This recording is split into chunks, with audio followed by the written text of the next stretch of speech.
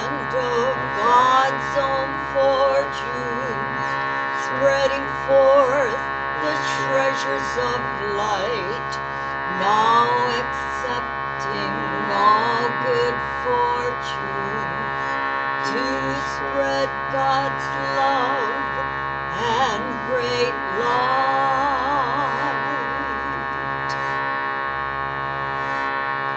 I am the Master living here, free from doubt and free from fear, knowing now all good supply ever comes from realms on high. I am the hand of God's own fortune, spreading forth the treasures of light, now accepting all good fortune, to spread God's love and great light.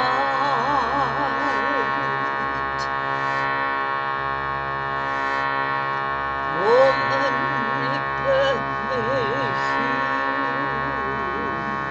diamond in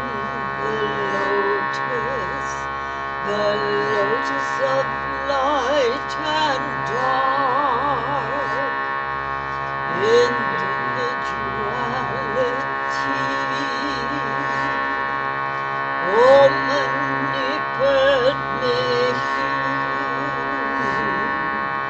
diamond in the lotus of light and dark,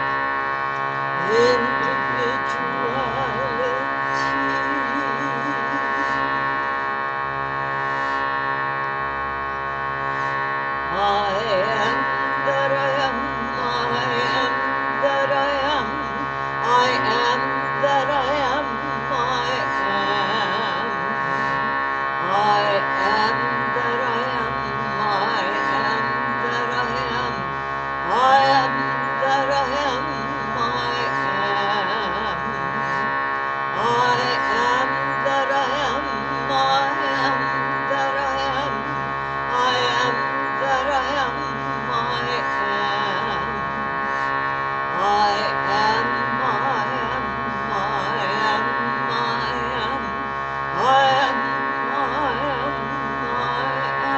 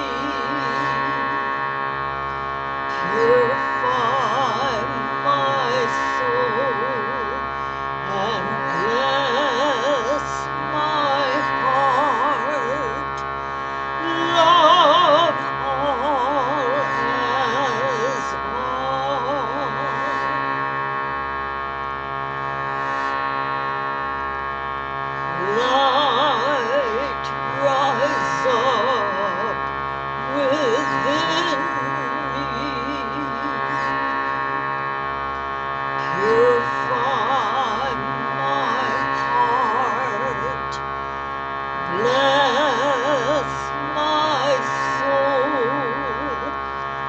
love all has lost.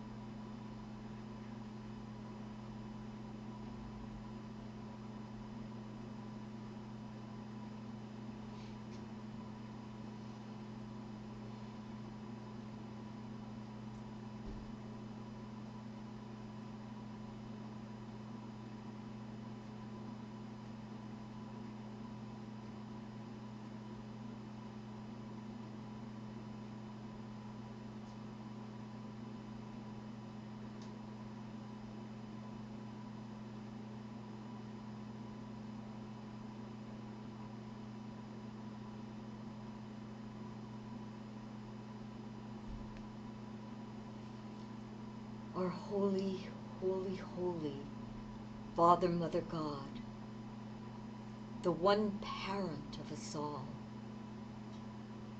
the one in whom we all live, move, and have our being, in the Christ, We come to thee, dear Lord, the one without a second, the one with no name and yet all names, invoking thy holy and precious Spirit to come, come, come,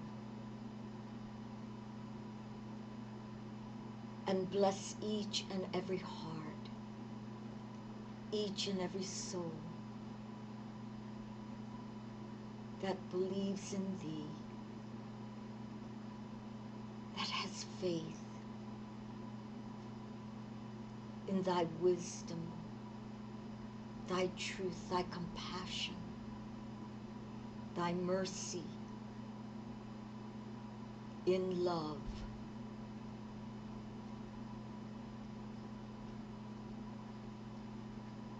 Bless us with this peace that surpasses all understanding.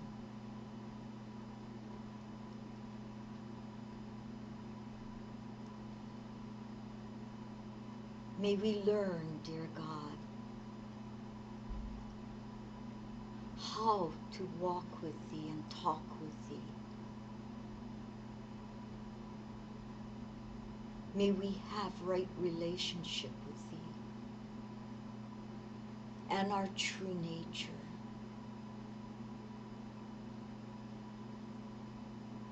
May we not judge so quickly.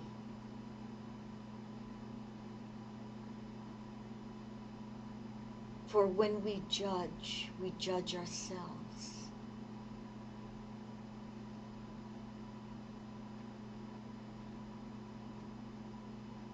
Help us, dear God, to be wise and discerning in our actions.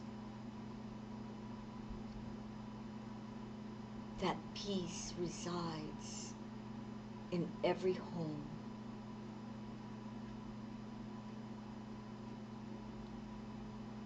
Let thy lantern of wisdom guide us and protect us,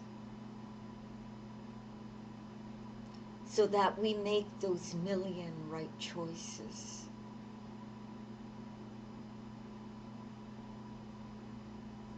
Revealing this great path of enlightenment.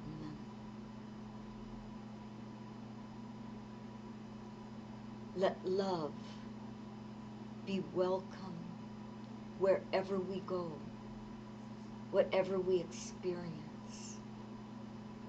May we be an expression of thy love.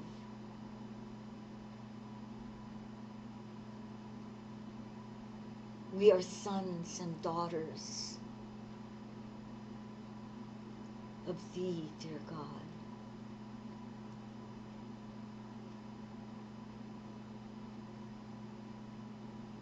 Bless each and every step that we take.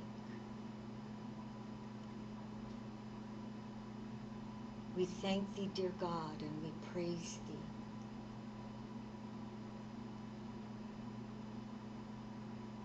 For thou art the all-powerful. As our hearts open and be a true expression of thy love and devotion.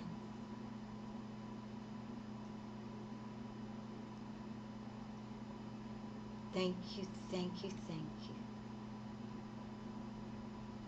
Amen and amen. Om Tat Sat Om.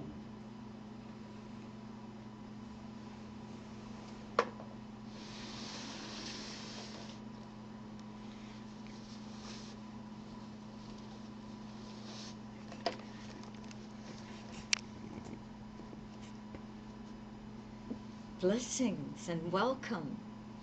I'm Reverend Tara, and we're here at the Spirit of the Lotus on this glorious Sunday of January 29 and year 2017.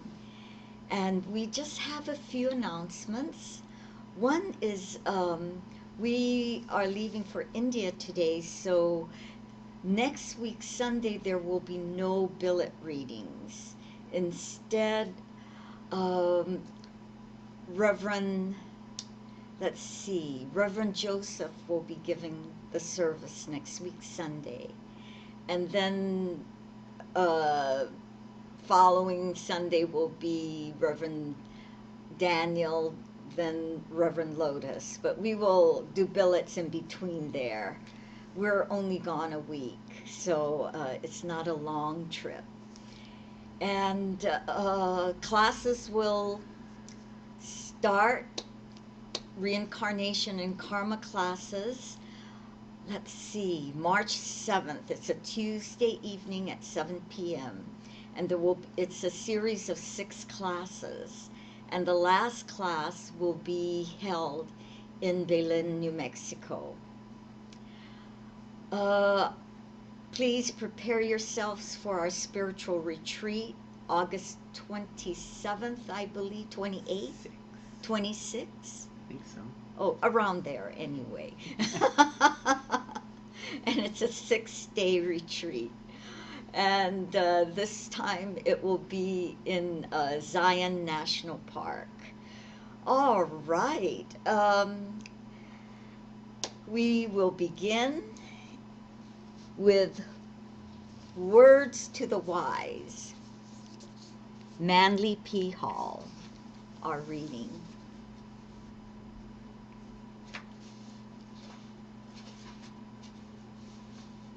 Oh, today's discourse is on the new energy and being a fit receptacle. Between the modern truth seeker and the goal to which he aspires are numerous pitfalls and dilemmas. False prophets lead astray the unwary, conflicting doctrines perplex the uninformed, and a host of doubts and uncertainties weaken the resolution. Hundreds of students afflicted with these numerous problems have asked me to straighten out for them the tangled course of learning. The usual complaint of confused goes somewhat like this: how am I going to know if this teacher is telling the truth? How can I determine which sect to join? How can I be sure that this book is reliable? Among 1,000 claims, pretensions, boasts, and persuasions, how am I to perceive clearly the straight and certain way that leads to light? It is very difficult to reason with people suffering from religious glamour. For example, you may spend hours explaining to such a person that a certain Swami's breathing exercise will lead to nervous derangements and mental unbalance rather than illumination, only to find him a few weeks later studying the same exercises from another Swami. It is impossible to save anyone from his own foolishness. If by some miracle you can pick him out of a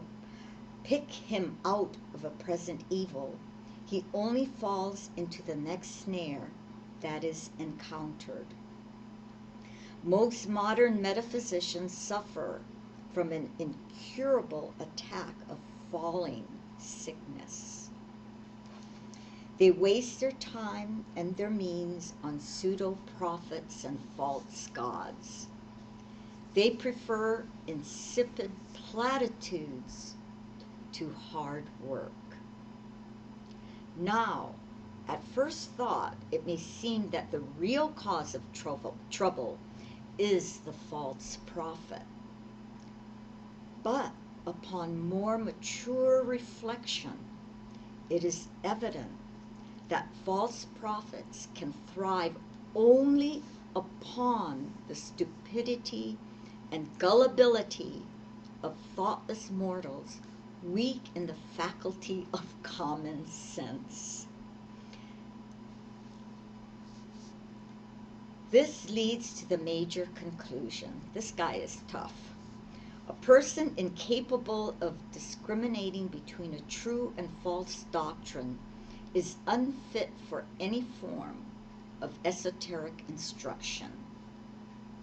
This sweeping statement may offend a class of people who feel that their souls are much more highly evolved than their intelligence. But the truth remains that a man incapable of unmasking a false Mahatma is scarcely in a position to unveil the mysteries of the cosmos. If a student were to ask how to protect himself against the insidious effect of corrupt doctrines, I should say, if you are thoroughly, devotedly, and unswervingly dedicated to the acceptance of the immutability of the law of karma, you are above the contaminating influence of 99% of fraudulent metaphysicians. He doesn't say 100, he says 99%. If you believe in karma, you know that you can never avoid the results of action or enjoy unmerited advantages. The universe, gods, and men bow before the inevitable edict of karma. There are no vicarious atonements or exceptions in creation. Law is final, absolute, and immutable. The disciple takes his stand upon this fact will never wander far from the truth, but he who departs even for an instant from this certainty plunges into a sea of troubles. A metaphysical teacher claiming to speak in the name of a great adept recently stated that the long periods of probation and preparation prior to esoteric instruction demanded in the old mystery schools were no longer necessary for students of the spiritual sciences. By a new dispensation, this adept would open the doors of the inner mysteries at the present time to all earnest souls. Thousands of sincere people, forgetful of the law of karma, have been intrigued by this program. Their faculties of discrimination are numbed by the name of the illustrious adept used to further the ideas of this teacher. An informed student can have only one attitude on this matter. No adept of the Great White Lodge could possibly promulgate a doctrine inconsistent with the law of karma. And no man, adept, can in any way modify the working of that law. Adepts do not make the laws of nature. They serve them. The probationary rules and rites of the old mystery schools are as much an inevitable part of man's spiritual education as infancy and childhood are a part of his physical development. As well say that human being can reach a maturity without childhood and adolescence as that a human being can reach initiation without probation and discipleship.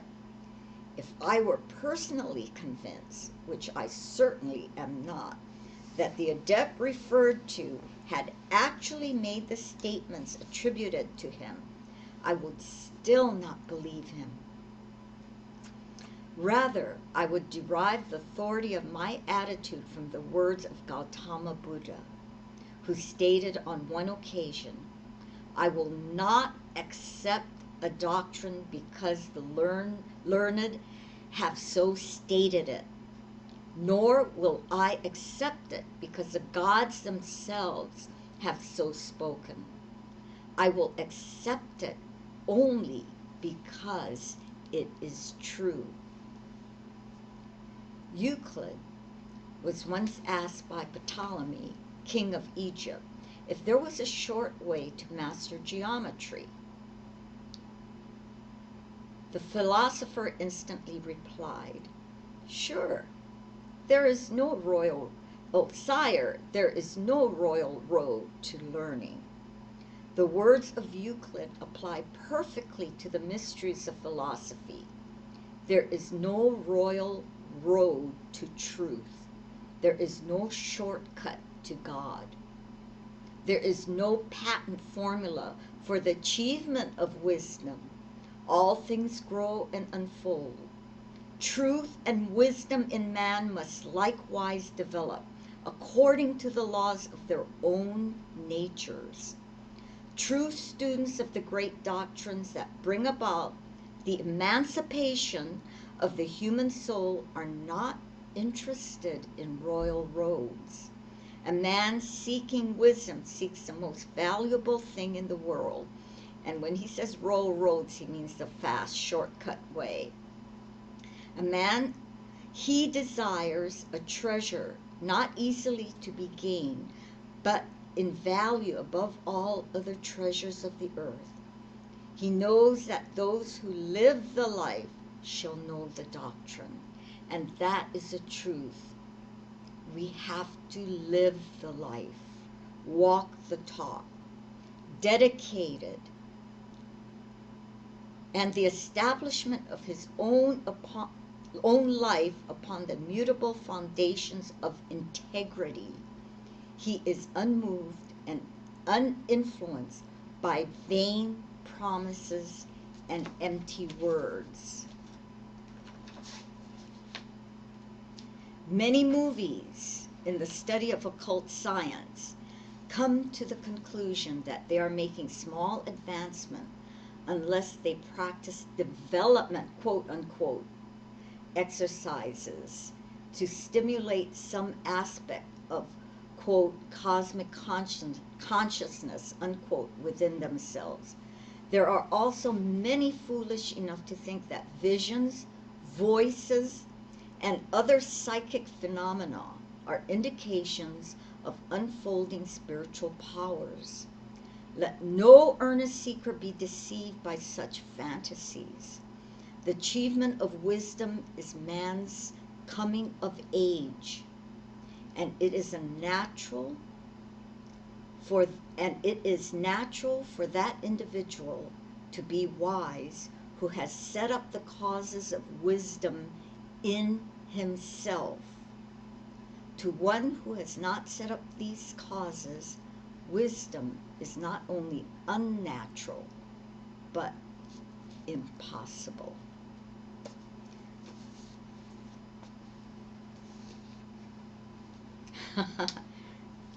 Okay, here's a Theosophist, Manly P. Hall. And so that brings us to how to be this fit receptacle, for wisdom, for truth, for love and compassion. True, it's not something that you can buy. And there are many, many so-called seers and prophets out there who say, just pay me so much money and we'll have so-and-so do this ritual to take care of your karma, or take care of this ailment, or to take care of this. We need to be this fit receptacle. We need to be open and walk the talk, open to the Christ light, and walk the talk.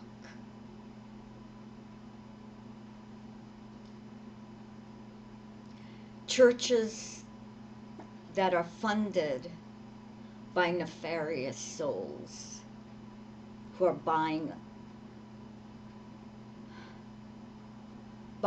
their space in heaven will have to pay the price. And since this is a year of new beginnings, it's what, year of the fire rabbit who goes and, you know, hides these Easter eggs and all of that. And the egg represents new beginnings. It is a time when all this energy is hitting this planet, and all beings, everything that lives, moves, and has its experience upon this planet, this energy and light. And so many of us are waking up and saying, and waiting, just waiting for the next shoe to drop. What can go wrong next? You know, what is happening? This is awful. This is terrible.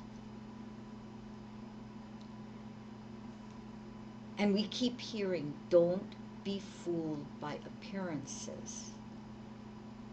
Judge not, lest ye be judged. Our job, this schism that's going on, the violence, is making our job clear. And what is our job? As children of light, light workers, is to bring peace, wholeness, oneness. So we are experiencing waking up at night. They call it the triad sleep. And we think we're not getting enough sleep. We are experiencing this anxiousness. And it's our physical, emotional, mental bodies getting acclimated to this new energy. We are experiencing this reverse passion. Those who were so passionate about a cause, so passionate about their job, or so passionate about a hobby, or are finding themselves bored with it, disinterested. Those who weren't passionate about their job, who weren't passionate about something, are finding themselves becoming passionate. This reverse passion. Those who are, who've been eating a crappy diet, are finding themselves changing their diet. Not necessarily vegan or vegetarian. That doesn't mean it's better. But healthier diet. And even the commercials are changing. The commercials are talking about kindness. The commercials are talking about better diet, more nutrition, and what we feed our children. They're jumping on the bandwagon. They feel the energy too, these advertising people.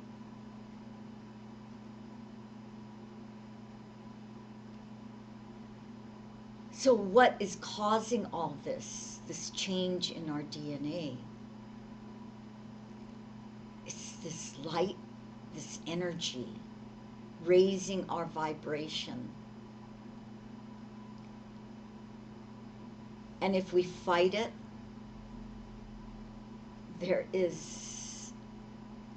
we are not in balance, let's say. because humanity's karma now is to raise our vibration. This year is to bring about community, kindness, understanding, oneness.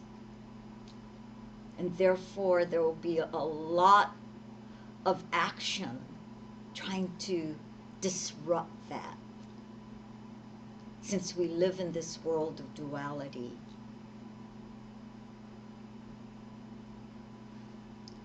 Judge not. Know what our job is. And what is happening too, our contracts are changing because of pure intent. This is why someone in their middle age, in their 50s, 60s, all of a sudden they have a new passion and they quit their job and do something completely different to help serve humanity. Or they see in their job a way to help serve humanity and they're inspired. What is this pure intent? People, sometimes pure intent is bargaining with God. God, if I do this for you, if I do this for humanity, will you do this for me? Or if you do this for me, God, I will give up my life at work and I will go into a monastery, or I will become a vegetarian, or I will do this if you do this for me. So what is the intent? That is not pure intent. There's a story of Abraham, which is a story of pure intent. And many of us are familiar with it. When God tells him he must sacrifice his beloved son on an altar. And Abraham does not stop to argue with God or bargain with God. His pure intent is this surrender, this child of God, to serve God.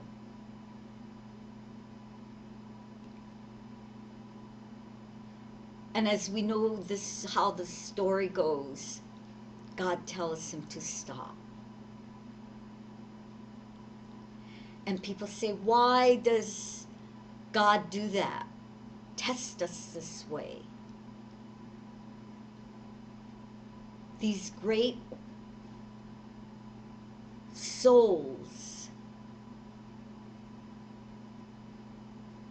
they have pure intent. So they know, they have the wisdom of the ages. Through love, through this great faith. First comes belief,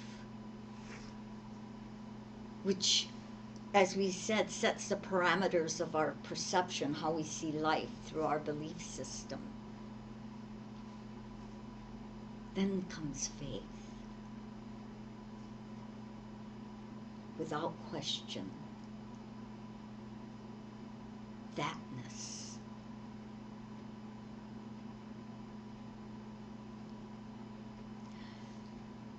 So many are seeking the easy road, or what Manly Hall calls the easy road, the royal road.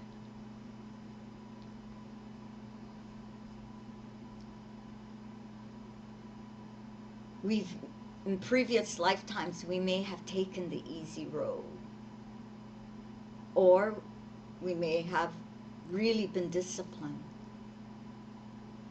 anything worthwhile takes attention, takes discipline, takes focus, faith, and all these wonderful virtues, love.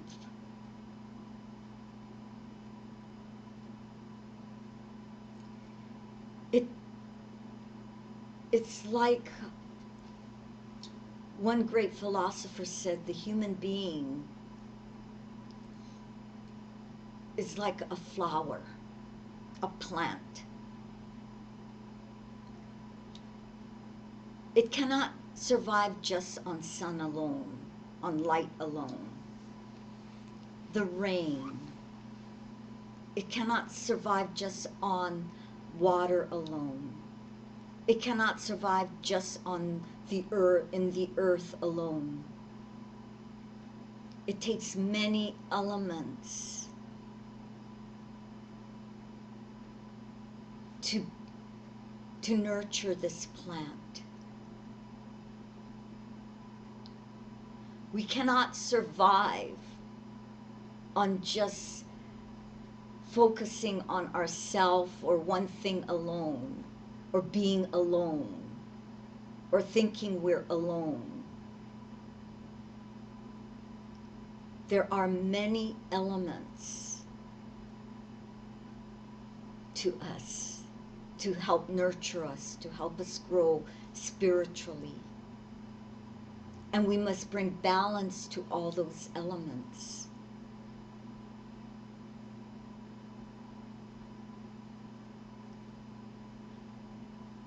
So, with this pure intent, with this, we can write new contracts and understand what the new contracts are and what it means to us.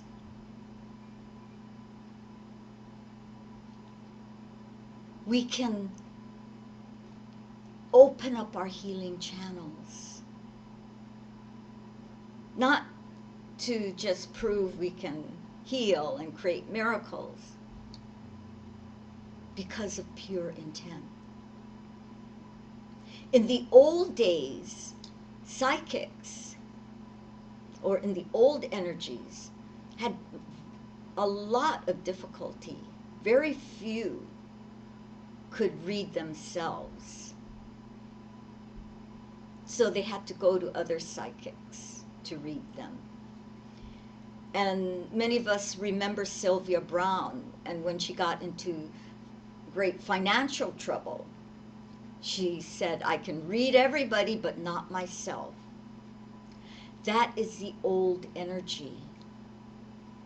With this new energy, all of us will be able to do our own readings. All of us, as we know, can be healing channels. All of us are miracles, so we can create miracles. But it takes discipline. And it takes all the elements that Abraham had and has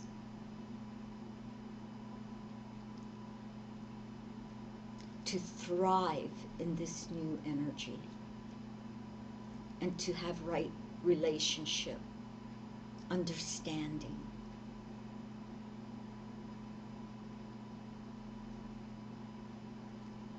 Many of us in this new energy feel like we're ready to go home and want to go home. But a time, as Jesus said, and those before him and after him said, it's not our time yet. We'll know when our time is. Therefore, home is wherever we are, heaven in earth, as it is in heaven.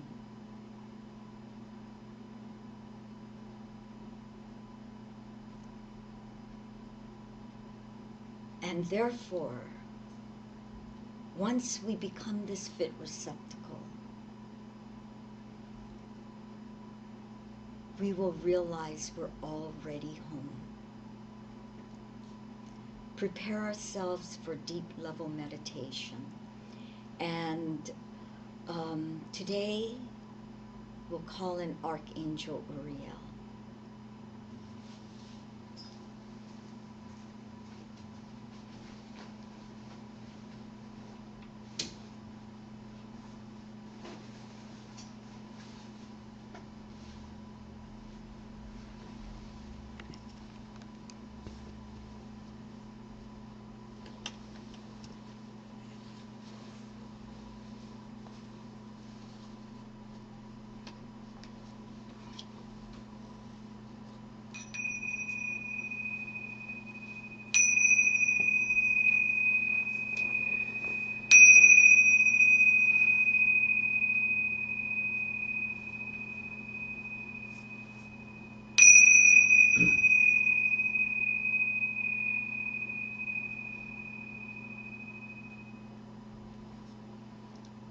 Archangel Uriel, the light of God, the wisdom angel.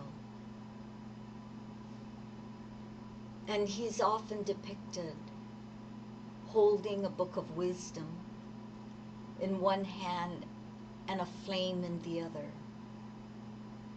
the wisdom flame in the other.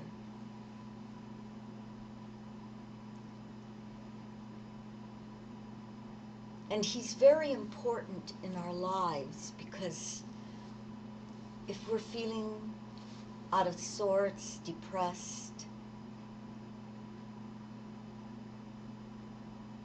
not enough, so on and so forth, these emotional things, these mental things, we can call upon him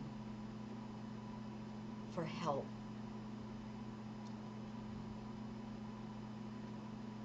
He helps us break these false images of ourselves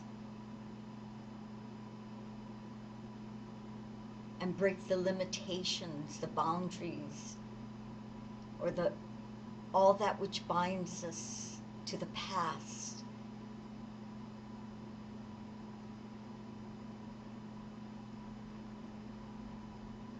Frees our will.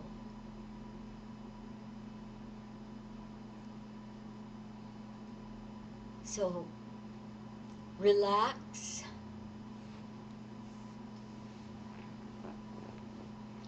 close our eyes, breathe, head on top of the spine,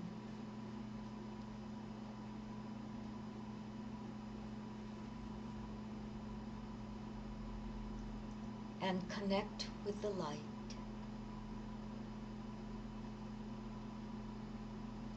See the light, a great ball of light. Let's say it's golden ball, just a few feet above our head. See it entering our crown, going all the way down through the soles of our feet, down, down, down to the center of the earth. Unconditional love.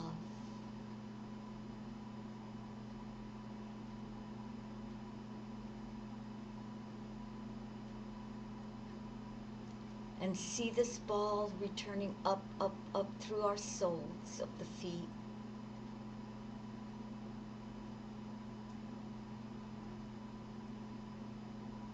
And back into our hearts. And now call upon, see this ball of light expanding out, out, out.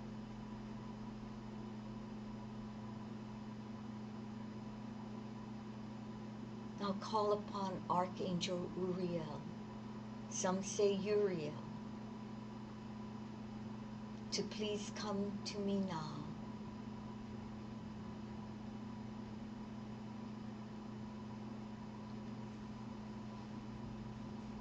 breathe and relax. Red crystal fire light, rose red crystal fire light, red crystal fire light, orange crystal fire light, orange crystal fire light, orange crystal fire light, yellow crystal fire light, yellow crystal fire light, yellow crystal fire light, green crystal fire light, emerald green fire light, green crystal fire light, blue crystal fire light, sky blue crystal fire light, blue crystal fire light,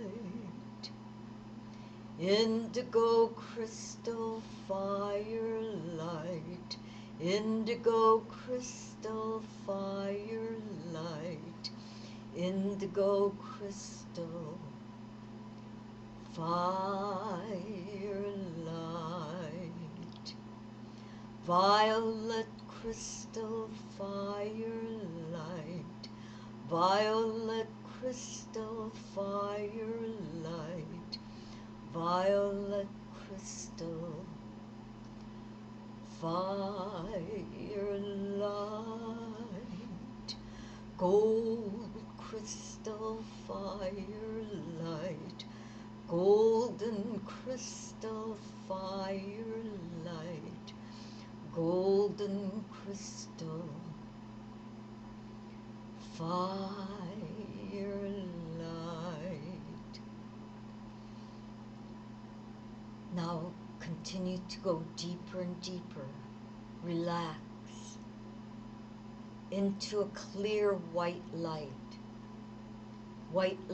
within, without, and all about.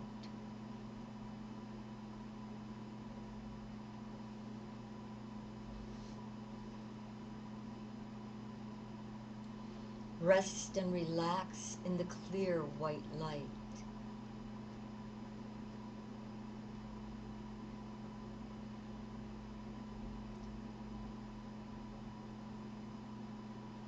Now visualize Archangel Uriel.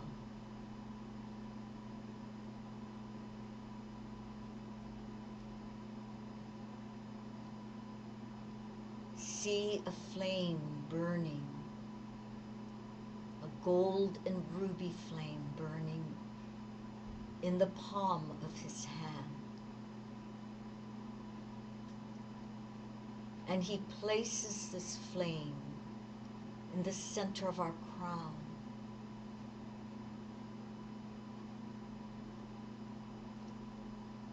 And this flame burns away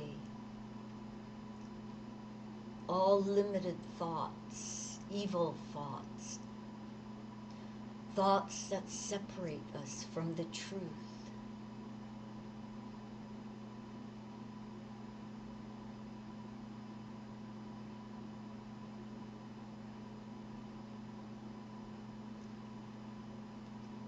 See this flame moving into our brow, the very center of our brow,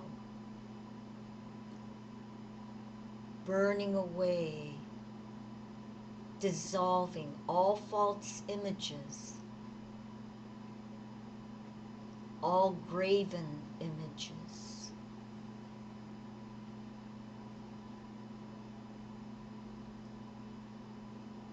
Freeing our ideation power.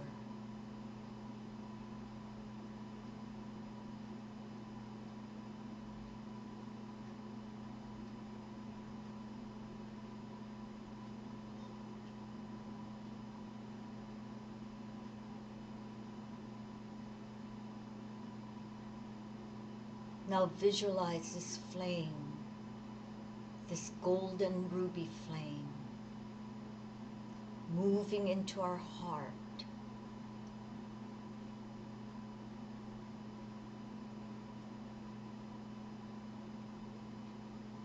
opening up our heart.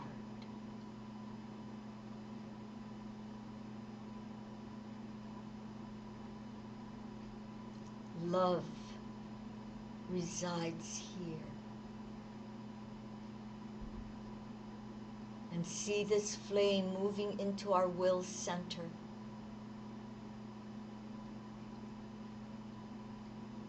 Freeing us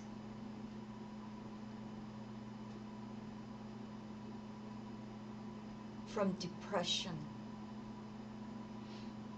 Freeing us from the chains that we've created with our will.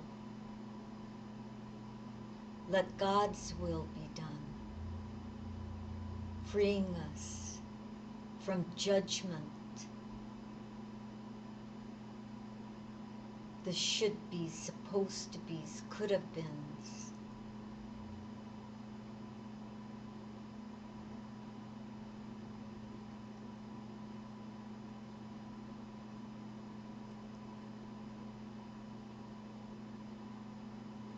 And from these four centers, see us shining so brightly. And this golden ruby light expanding and expanding.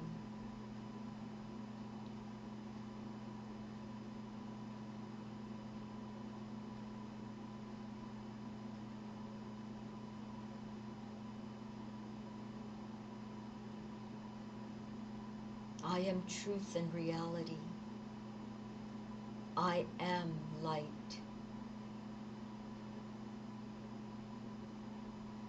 And beyond.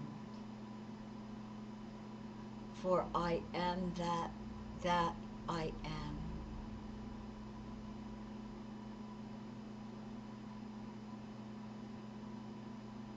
And relax.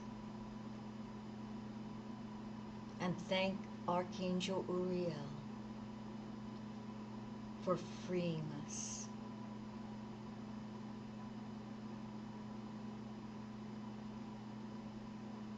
For the love of wisdom, the wisdom of love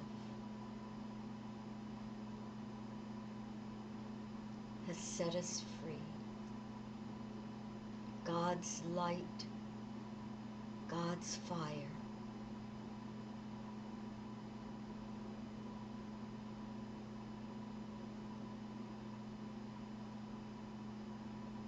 Relax and go deeper.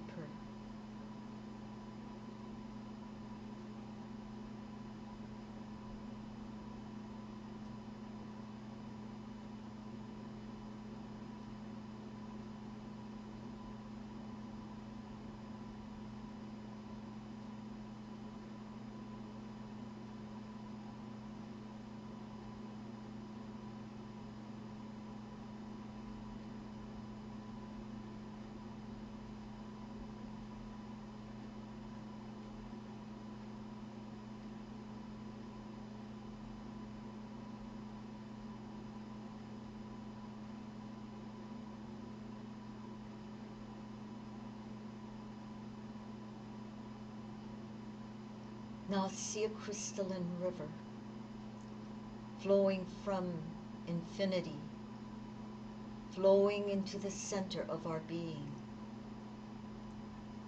And see a twin river flowing from the throne of God,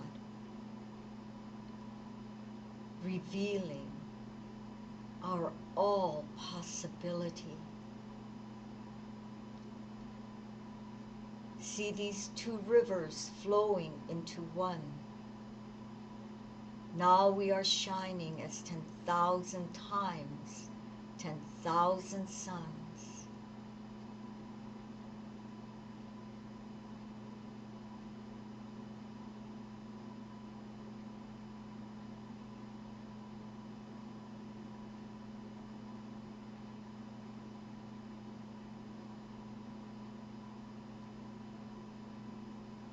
Bring this energy back, back, back, up through the soles of our feet, down through the center of our crown, in through the palms of our hands, whirling at the threefold flame of our heart, breathing new life, new energy into every cell of our being.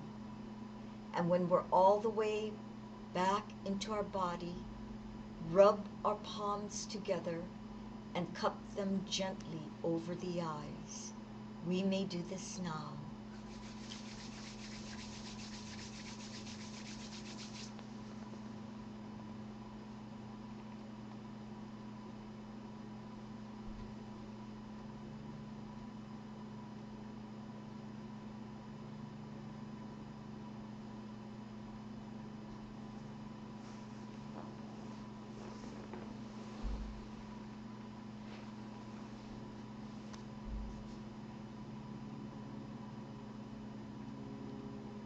Blessings.